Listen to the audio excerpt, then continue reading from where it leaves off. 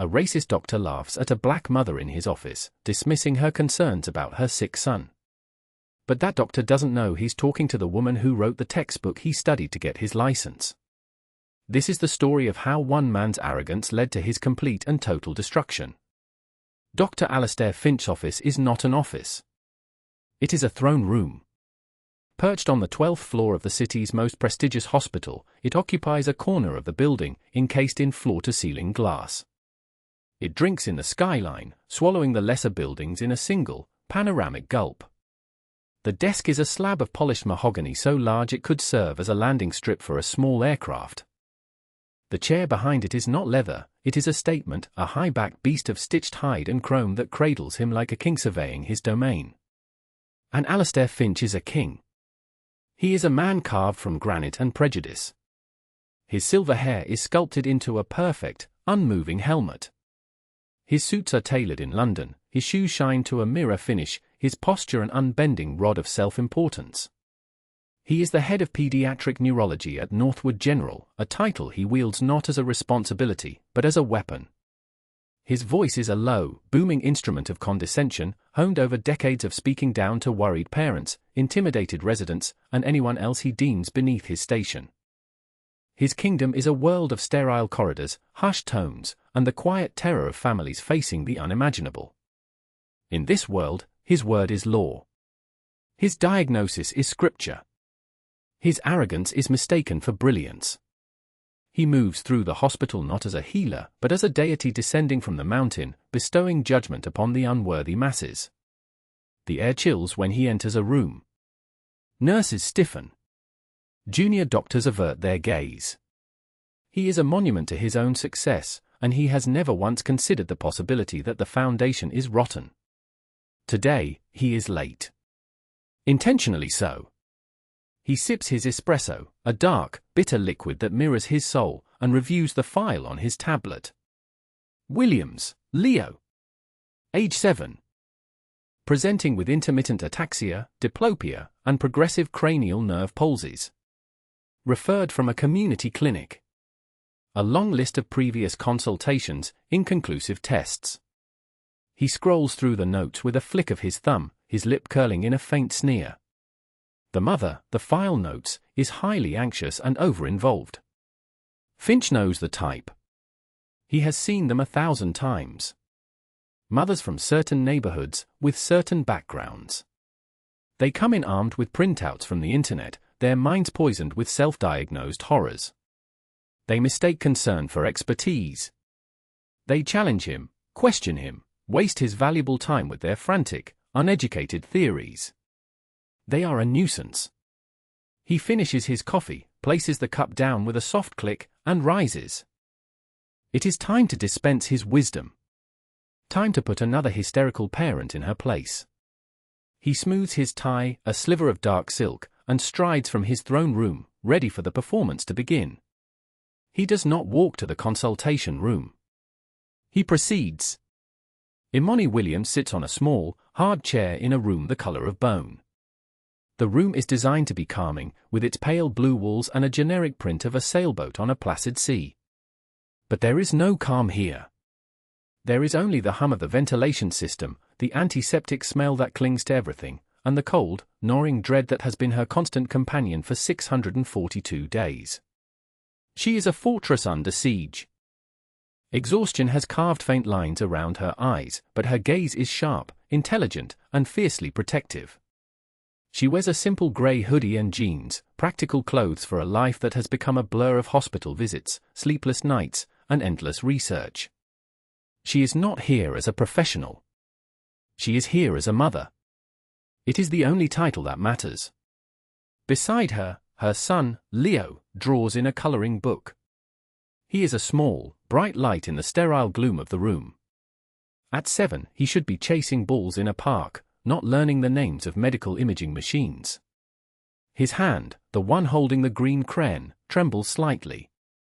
It is one of the dozen small, terrifying symptoms that have stolen their lives. The slight droop at the corner of his left eye. The way he sometimes stumbles as if the floor has tilted beneath him. The fleeting moments when his vision blurs and the world doubles. Imani clutches a thick, 3-ring binder to her chest. It is her armor. Her evidence. 2 years of a mother's desperate, meticulous investigation. Inside are color-coded tabs, cross-reference notes, copies of every blood test, every MRI, every doctor's report. It is a chronicle of their journey through a labyrinth of medical indifference. It is the story of a boy no one is listening to. She is shaking, not from fear, but from a tightly coiled spring of anger and determination. They have been dismissed, patronized, and ignored by a dozen doctors before. They told her it was anxiety. Growing pains. A cry for attention. But a mother knows. Imani knows the subtle shifts in her son's body better than she knows her own. She knows this is not in his head. It is in his brainstem. Dr. Finch is their last hope. The great man. The expert. The one everyone says can solve the unsolvable. Imani prays he will be different. She prays he will look past her worn-out clothes and the exhaustion on her face and see the truth laid out in the pages of her binder. She prays he will see her son. The door opens. He does not see her son. Dr. Alastair Finch enters the room like a conquering general. He does not knock. He does not smile. He does not make eye contact with Imani or Leo. His gaze sweeps the room, dismissive and appraising, as if inspecting a piece of faulty equipment. "You're the Williams case," he says. It is not a question. It is a declaration of fact, delivered with the warmth of a coroner's report. Imani stands, her hand instinctively going to Leo's shoulder. "Dr. Finch. Thank you so much for seeing us. This is my son, Leo." Finch gives Leo a glance so brief it barely registers. His eyes land on the binder in Imani's arms. The corner of his mouth twitches. "Contempt." "Right," he says, moving to the small desk and tapping on a keyboard. He still has not truly looked at her. "I've read the file. Quite a journey you've been on. All over town." The words are neutral. The tone is an accusation. "We've been trying to get answers," Imani says, her voice steady despite the tremor in her hands. "I brought all of his records, and my own notes. I think if you look at the progression—" "I'm sure you do," Finch interrupts, cutting her off without looking up from his screen. He gestures vaguely toward the binder. "You can put your scrapbook away, sweetheart. I have everything I need right here. I prefer to work with actual medical files, not a mother's diary." "Sweetheart." The word lands like a slap. It is a verbal pat on the head, a tool to instantly diminish her, to establish the hierarchy. "You are the emotional mother. I am the rational doctor." Imani's jaw tightens. She places the binder on the edge of the examination table. "With all due respect, doctor, the files are incomplete. They don't capture the transient nature of the symptoms. I have videos. I have a timeline." Finch finally turns to look at her. His eyes are the color of a winter sky, cold and empty. "And you've compiled all this with your medical degree from, where was it again?" "Google University." He smiles, a thin, cruel slash across his face. It is a practiced, dismissive expression, one he has used to crush the spirits of countless parents before her. He sees a young black woman in a hoodie. He sees an anxious mother clutching a binder of nonsense. He sees a problem to be managed, not a person to be heard. He has no idea who he is talking to. He has no idea the war he has just declared. The consultation descends into a masterclass in medical arrogance. Finch speaks but does not listen. He lectures but does not examine. He holds court, with Imani and Leo as the silent, accused parties. Imani tries to interject, to guide him toward the subtle clues she has painstakingly assembled. "Doctor, if you could just look at the second MRI from St. Jude's, there's a slight hyperintensity in the pontine region that was dismissed as a motion artifact, but when you compare it to the follow-up scan from 6 months later..." "Mom," Finch says, holding up a hand like a traffic cop. "Let me explain something to you.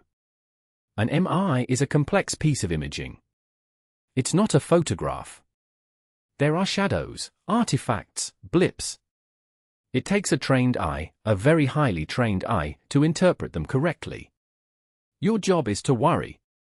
My job is to know. Let's try not to get those two things confused.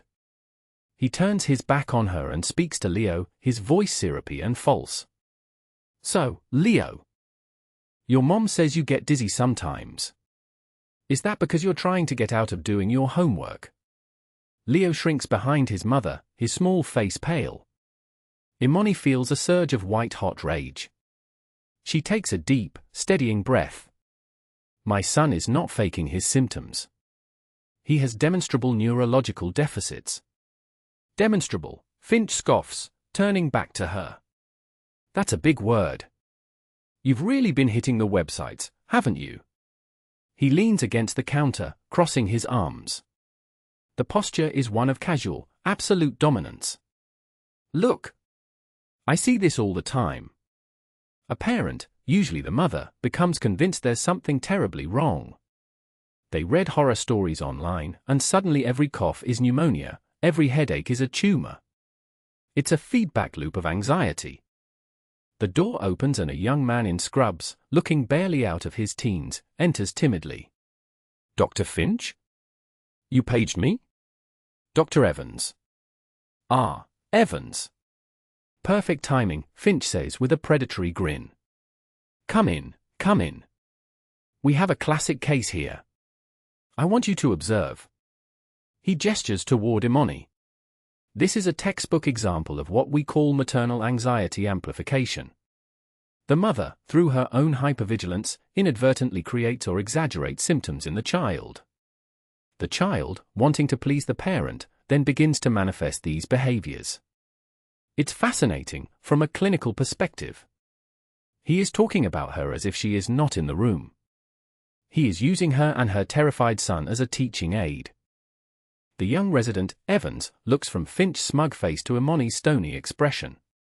He looks deeply, profoundly uncomfortable. He is a lamb in a lion's den, and he knows it. Imani refuses to be erased. She steps forward, her voice dropping to a low, intense pitch. That is not what is happening here. Finch's amusement evaporates, replaced by a flash of irritation. He is not used to being contradicted, especially not after he has rendered his verdict. I have made my assessment. You have made an assumption, Imani counters. You haven't performed a single physical examination. You haven't looked at the evidence I brought. You haven't listened to a word I've said. The challenge hangs in the air. The temperature in the room plummets. Dr. Evans looks like he wants the floor to swallow him whole. Finch pushes himself off the counter. The mask of civility is gone. I have listened to enough, he says, his voice a low growl. I've listened to you drone on with your half-baked theories and your WEBMD printouts. And I'm telling you, you're wrong. He takes a step toward her, his height and posture designed to intimidate. He is a storm cloud gathering force. In fact, he continues, a cruel glint in his eye, I'm beginning to wonder if this is just anxiety.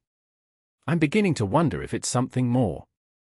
Manufactured, he lets the word hang in the air, heavy and poisonous. Sometimes, a parent's need for attention is so great, they induce illness in their own child. It's a tragic condition. Munchausen by proxy. The threat is unveiled. It is no longer about a diagnosis. It is about her fitness as a mother. It is about taking her child away. This is the guillotine he holds over the heads of difficult parents. It is his ultimate weapon. A gasp escapes Dr. Evans. He recognizes the cruelty for what it is. Imani feels the floor drop out from under her. For a single, terrifying moment, the fortress crumbles. The thought of losing Leo, of having him taken by the very system she is begging for help, is a physical blow. It steals the air from her lungs. But then, something inside her snaps. The fear recedes, burned away by a cold, clarifying fury. The mother under siege becomes the avenging warrior. He has threatened her child. He has crossed a line from which there is no return. She is done being polite. She is done pleading. She walks to the examination table, opens her binder, and with a steady hand, pulls out a film. It is an MRI scan. She holds it up to the light. "Look at it," she commands. Her voice is no longer pleading. It is steel. Finch laughs, a short, ugly bark. "Oh, for God's sake.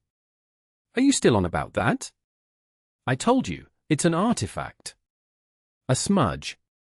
It's meaningless." "It is not meaningless," Imani says, her eyes locked on his. She points a finger at a faint, cloudy area near the base of the brainstem. "This is a T2-weighted axial image. That is not a motion artifact. That is a classic, if subtle, example of diffuse intrinsic pontine glioma. That smudge, as you call it, is a tumor, doctor. It is a tumor that is wrapping itself around my son's brainstem, and it is killing him while you stand here and lecture me on my anxiety." She uses the words with the precision of a surgeon's scalpel. She speaks his language, fluently and without hesitation. Finch is momentarily stunned by her clinical vocabulary. But his arrogance is a fortress far too thick to be breached by a single volley. The shock quickly curdles back into rage. How dare she?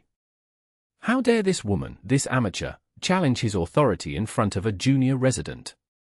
He snatches the MRI film from her hand. "You think you know more than me," he snarls, his face inches from hers. "You, with your little binder and your sad, desperate act. You think you can waltz in here and tell me how to do my job?" He is shouting now. His professional veneer has cracked, revealing the raw prejudice beneath. "Let me tell you what I think," he spits, his voice dripping with venom. "I think you're a sad, lonely woman who needs a hobby. I think you're enjoying this little drama you've created. People like you are always looking for a handout, a diagnosis to excuse your failures as a parent. Your son's problem isn't his nerves, it's his mother." With a final, contemptuous gesture, he throws the binder. Not on the table. On the floor. The rings burst open on impact. 2 years of her life, 642 days of fear and hope and tireless work, scatter across the cold linoleum floor. Medical reports, handwritten notes, photographs of Leo's subtle, worsening symptoms. Her armor lies in pieces at his feet. Leo starts to cry, a thin, frightened sound. The room is silent, save for the boy's quiet sobs. Imani looks down at the scattered pages of her life's work. She looks at her crying son. Then she looks up at Dr. Alastair Finch. The expression on her face is not one of defeat. It is not one of sadness. It is the calm before a hurricane. Finch misreads the silence. He sees it as victory. He has broken her. "Now," he says, smoothing his suit jacket, regaining his composure. "I'll be making a call to Child Protective Services. They'll want to have a chat with you. Evans, escort them to the waiting area." He turns his back on them, a final act of dismissal. He has won. His kingdom is secure. And then, the door to the consultation room swings open. It doesn't just open. It is thrown open, hitting the wall with a crack that sounds like a gunshot in the tense silence. Framed in the doorway is a man who exudes an authority that makes Finch seem like a cheap imitation. He is Dr. Marcus Morrison, the chief of medicine for the entire Northwood Hospital network. A legend. A man whose name is whispered with a mixture of terror and reverence. He is in his late 60s, with a manet of white hair and eyes that could pierce steel. He is not alone. Flanking him are 2 members of the hospital's board of directors and a woman in a severe business suit holding a legal portfolio. They are not here for a casual visit. They are a firing squad. Morrison's eyes sweep the scene, Finch with his back turned, the young resident pale with shock, Leo crying in his mother's arms, and the scattered papers blanketing the floor. His face, already grim, darkens into a mask of thunderous fury. Finch spins around, his face a comical mask of shock. "Marcus! I wasn't expecting." Dr. Morrison ignores him completely. He walks past Finch as if he were a piece of furniture. His eyes, filled with an expression of profound deference and apology, are fixed solely on Imani. "Dr. Williams," he says, his voice, usually a commanding roar, now quiet and respectful. "I am so sorry. We came as soon as we got your text. I apologize for the delay, we were in a board meeting across town." Dr. Williams. The words detonate in the small room. Alastair Finch freezes. The universe tilts on its axis. His mind, so quick to judge and dismiss, grinds to a halt, unable to process the information. He looks at Imani. He sees the grey hoodie, the worn jeans, the exhaustion. He sees a charity case. He cannot reconcile that image with the name Morrison just uttered. Dr. Williams. It's a common name. It has to be a mistake. A coincidence. Imani gently shushes Leo, wiping his tears. She stands up. The transformation is breathtaking. The weary, frightened mother vanishes. In her place stands a figure of immense, formidable presence. The exhaustion is gone, burned away by a cold, controlled rage that seems to emanate from her in waves. She bends down, not with deference, but with purpose. She picks up a single, scattered page from the floor. It is a printout of a journal article, heavily annotated in her own hand. She straightens up and turns her gaze upon the man who just tried to destroy her. "Alastair," she says. Her voice is quiet. Dangerously quiet. The casual, first-name basis is a more profound insult than any shout could ever be. It strips him of his title, his power, his entire identity. In that single word, she reduces him from a king to a man. A foolish, arrogant man. Finch flinches as if struck. "Let's talk about pontine gliomas and misidentified signal hyperintensities on T2 weighted imaging," Imani continues, her voice like ice chips. "Specifically, let's talk about Chapter 14 of the Modern Neurological Atlas. The chapter on pediatric diagnostic pitfalls. Do you remember it?" Finch's face drains of all color. His jaw hangs slack. Every pediatric neurologist in the world knows that book. It is the gold standard. The definitive text. The Bible of their specialty. It sits on the shelf in his grand office, its spine unbroken. He stares at her, a dawning, sickening horror creeping into his eyes. The hoodie. The binder. The precise medical terminology. The impossible truth begins to assemble itself in his shattered mind. Dr. Morrison steps forward, his expression merciless. He places a hand on Imani's shoulder, a gesture of both support and alliance. "Alastair," Morrison says, his voice dripping with contempt. "I don't believe you've been properly introduced. This is Dr. Imani Williams. Rhodes Scholar. Double board certified in pediatric neurology and neuro-oncology. Head of the diagnostic research team at the Kellerman Institute. And, as you may be starting to realize, the lead author of the very textbook you supposedly use to practice medicine." The silence that follows is absolute. It is the sound of a world ending. Alastair Finch's world. Imani becomes the center of gravity in the room. The power has not just shifted, it has undergone a reversal so total and violent that the very air seems to crackle with the energy of it. She is no longer the supplicant. She is the judge, jury, and executioner. She holds up the MRI film again, this time not as a plea, but as an indictment. "You dismissed this as a motion artifact," she says, her voice clinically precise, devoid of emotion. It is the voice of a professor dissecting a student's fatal error. A first-year resident, Dr. Evans, should be able to identify the characteristic butterfly pattern of a diffuse intrinsic pontine glioma. I'll grant you, in its early stages, it can be subtle. Which is precisely why I dedicated an entire 12-page section to it. Page 834, Figure 147b. Perhaps you skipped that day's reading during your residency. She doesn't wait for an answer. She walks around the room, picking up the scattered pages of her binder, using each one as an exhibit in the case against him. "This," she says, holding up a log she kept on her phone, "is a detailed timeline of my son's symptoms. The onset of his diplopia corresponded exactly with the initial growth of the lesion, as documented in the first scan you refused to review. This, she holds up another sheet, is a chart cross-referencing his episodes of ataxia with his blood pressure readings, showing a clear pattern of intracranial pressure spikes. It's all here.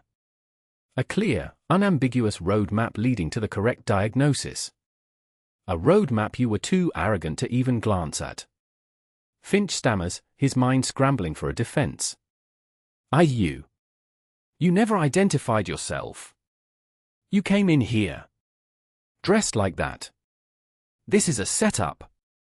It's entrapment. Imani stops and looks at him.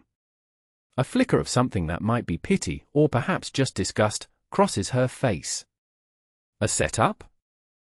Doctor, did you think I orchestrated my own son's brain tumor just to teach you a lesson in humility? I came here as a mother. A terrified mother. I stripped myself of my titles, my accomplishments, my pride, because I needed one thing from you, for you to be a good doctor. I needed you to see my son, not my hoodie. You failed. The woman in the business suit, the hospital's general counsel, takes a step forward. Dr. Finch, your accusations are baseless and frankly, defamatory. Morrison turns his wrath on the trembling junior resident. Dr. Evans. You were in the room. Did you review this chart before Dr. Finch entered? Evans swallows hard, his eyes darting toward Finch, then back to Morrison's unforgiving face. The instinct for self-preservation wins. Yes, sir. I did. And what were your initial thoughts, Doctor? Morrison presses. Evans's voice is barely a whisper. I saw the hyper-intensity, sir. In the notes from the referring physician, I saw the mother had flagged it. I thought it warranted a closer look. A contrast-enhanced MRI, at least. But Dr. Finch said. He said it was a hysterical mother. Imani finishes for him, her voice flat. He used me as a teaching tool on how to dismiss patient concerns. The board members exchange dark looks. They are not just witnessing professional misconduct, they are witnessing a multi-million-dollar lawsuit being born right before their eyes. The foundation of Finch's kingdom is not just rotten, it is collapsing into a sinkhole. He is utterly, irrevocably alone. His sycophants, his allies, the entire network he built on fear and intimidation, is absent. There is no one to save him. The realization hits Finch like a physical blow. His carefully constructed reality shatters into a million pieces. The arrogance, the certainty, the lifetime of unearned superiority, it all dissolves into raw, pathetic panic. This is an outrage, he bellows, his voice cracking. He points a shaking finger at Imani. She's doing this deliberately. She's trying to ruin me. You can't just let her. My reputation. I'll sue. I'll sue all of you. He sounds like a child throwing a tantrum. The king is naked, his power a figment of his imagination. He is just a small, cruel man in an expensive suit, shouting into the abyss he has dug for himself. Imani looks at him, her expression unreadable. Your reputation, she says, her voice dangerously soft. You were worried about your reputation, while my son's life hung in the balance. You were so busy defending your ego that you were willing to let a 7-year-old boy die to prove a point. She takes a step closer, the full force of her intellect and her maternal fury focused on him like a laser. You didn't just misread a scan, Alistair. You committed the gravest sin in medicine. You stopped listening. You let your prejudice dictate your diagnosis. There is no cure for that. The great Dr. Finch, the deity of the 12th floor, crumbles. He stumbles back, his face a mask of disbelief and terror. He has been so thoroughly dismantled, so completely exposed, that there is nothing left of the man who walked into the room only minutes before. He stammers, looking desperately at Morrison, at the board, at anyone who might offer a lifeline. He finds no sympathy. Only judgment. Cold, hard, and final. The final act of his public execution is delivered not by Imani, but by Marcus Morrison. He holds up his tablet. The screen is dark. Alastair, Morrison says, his voice a low rumble of thunder. We have a zero-tolerance policy for professional misconduct, gross negligence, and frankly, basic human cruelty. But I'm afraid it gets worse for you. He taps the screen. A voice fills the room. It is Finch's voice. Booming, arrogant, and crystal clear. You can put your scrapbook away, sweetheart. My medical degree from, where was it again? Google University. It's a textbook example of what we call maternal anxiety amplification. The recording continues, a perfect, damning record of his every condescending word. Imani had started her phone's audio recorder the moment he called her sweetheart. She had known, with a chilling certainty, that she would need proof of the man he was. The most damning lines land like hammer blows in the silent room. I'm beginning to wonder if it's something more manufactured. Munchausen by proxy. And then, the final, venomous tirade. People like you are always looking for a handout. Your son's problem isn't his nerves, it's his mother. The audio captures the ugly sound of the binder hitting the floor, the rustle of scattering papers, and the small, heartbroken sob from Leo. When the recording ends, the silence is heavier than a tombstone. The board members look physically ill.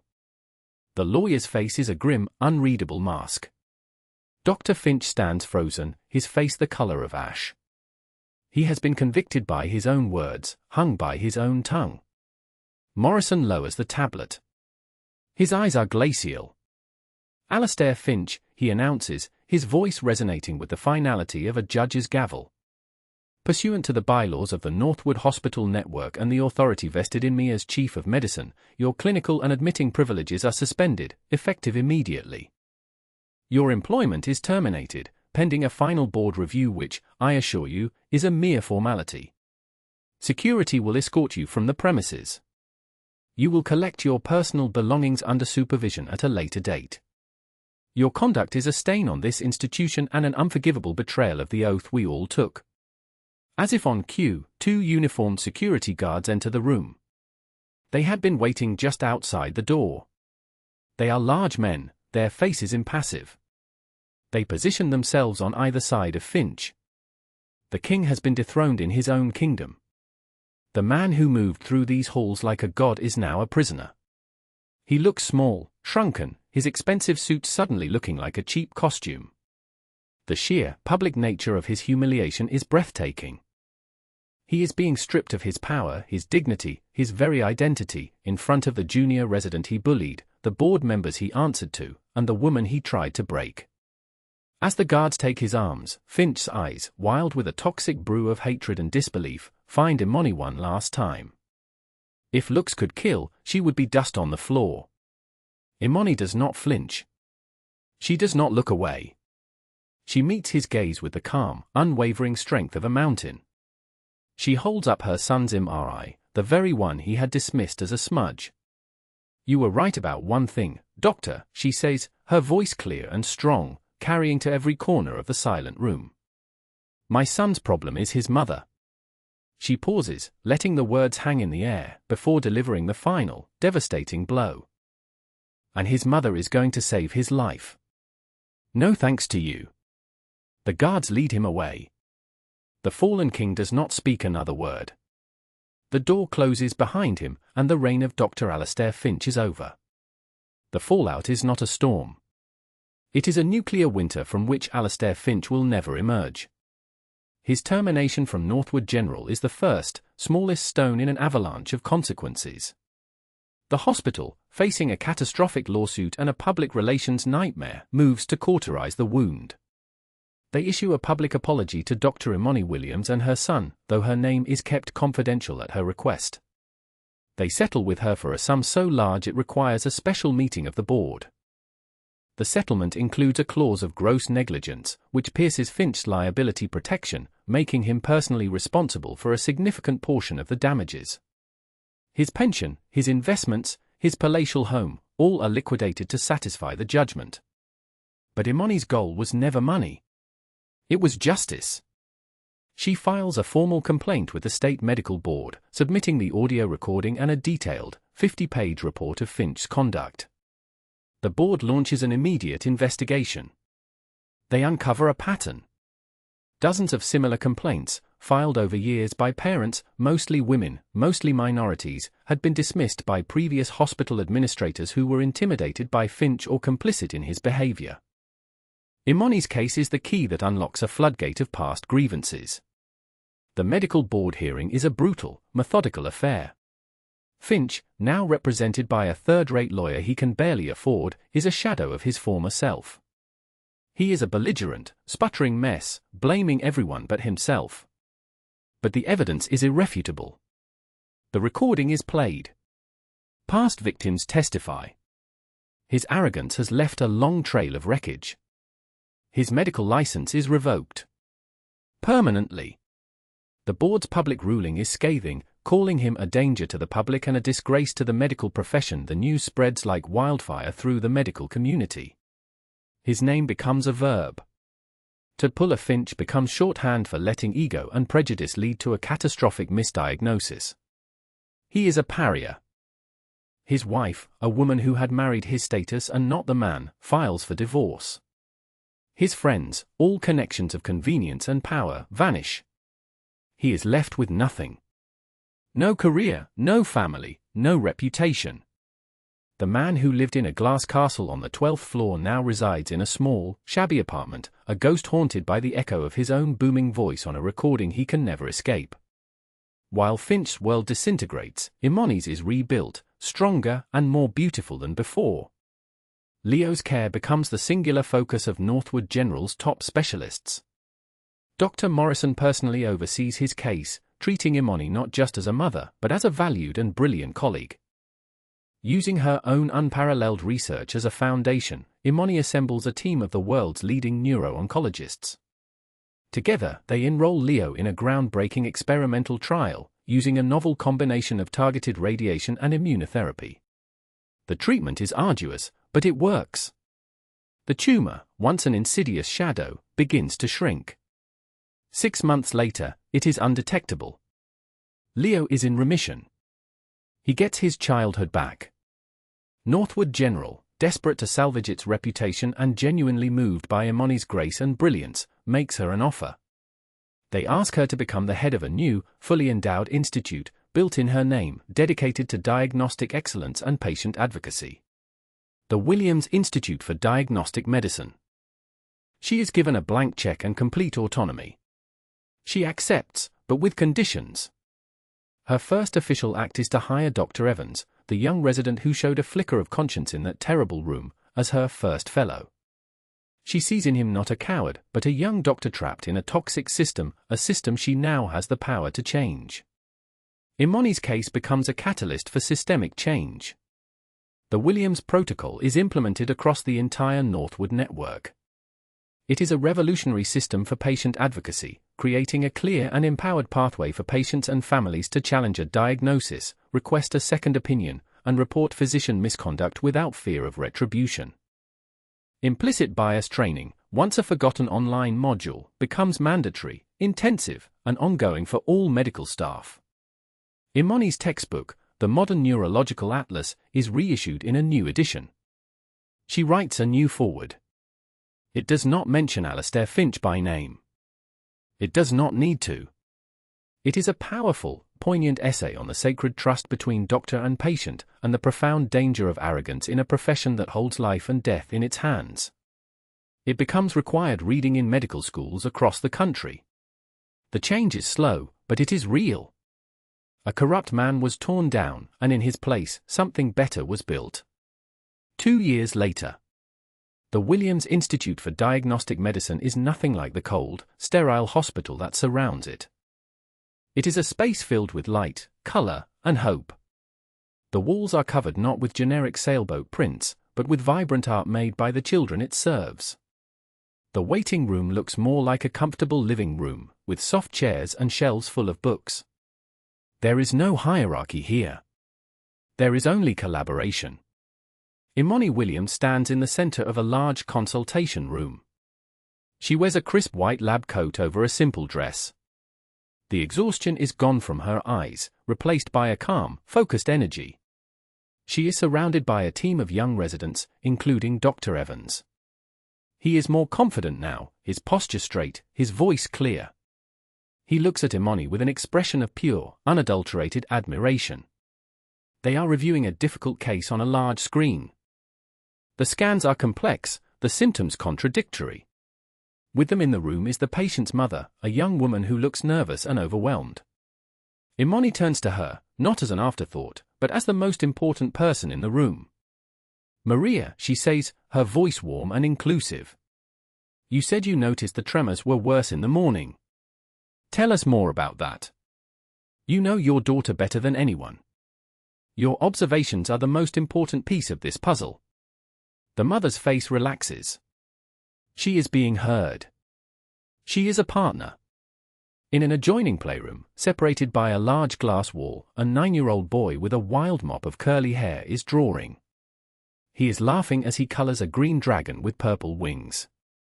He is vibrant, energetic, and full of life. It is Leo. He is healthy. He is happy. He is free. Imani watches him for a moment, a soft smile touching her lips. The memory of that bone-colored room is a distant scar, a reminder of the battle she fought and won. She turns back to her team, her expression becoming serious, the look of a teacher imparting a crucial lesson. "Never forget," she tells them, her voice resonating with the weight of her experience. "The person in front of you is more than a chart. They are more than a collection of symptoms. They are a universe of knowledge about their own body, or their child's. They are the expert on their own life." She looks at each of them in turn, her gaze lingering for a moment on Evans. "Your degree gives you knowledge. It gives you tools. But it does not, by itself, give you wisdom. Arrogance is the death of wisdom. It is a disease of the soul that calcifies the mind and poisons the heart.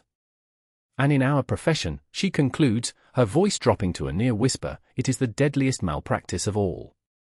The residents are silent, the weight of her words settling over them. It is the most important lesson they will ever learn.